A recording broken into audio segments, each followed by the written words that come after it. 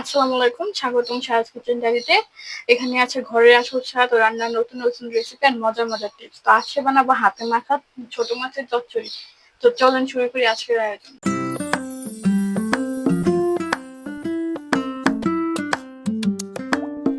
প্রথমে আমি দিয়ে দিব পেঁয়াজ কুচি, আলু কেটে রাখা হলো কাঁচামরিচ আর টমেটো।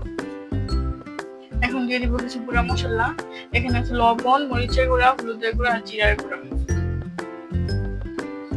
এগুলো আমি ভালো মতো আগে হাত দিয়ে মিশিয়ে নিব। দিয়ে দিব তেল। এখন এটাকে আমি ভালো মতো আগে হাত দিয়ে মাখিয়ে নিব।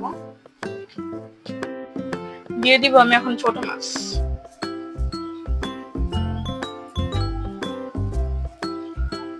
আমি একেবারে ছোট ছোট মাছ নিয়েছি। এই মাছগুলো কিন্তু খেতে অনেক স্বাদ, আর এগুলো কিন্তু চোখের জন্য অনেক ভালো। তার মাছগুলো দিয়ে আর বেশি মাখবো না, কারণ মাছগুলো একদম লাল হয়ে যাবে। আমি সামান্য একটু পানি দিয়ে দিব, হাতটা ধোয়া।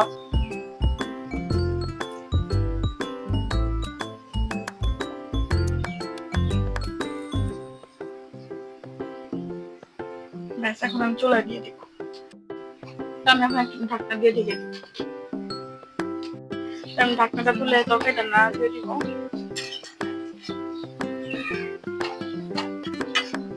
আমি কিন্তু একবারে পানিটা শুকায় নেব।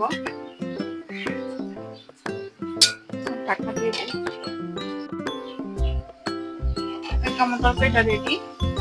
আমি কিন্তু একদম পুরো করে ফুটছি। এখন একটা বাটিতে নামিয়ে নিব।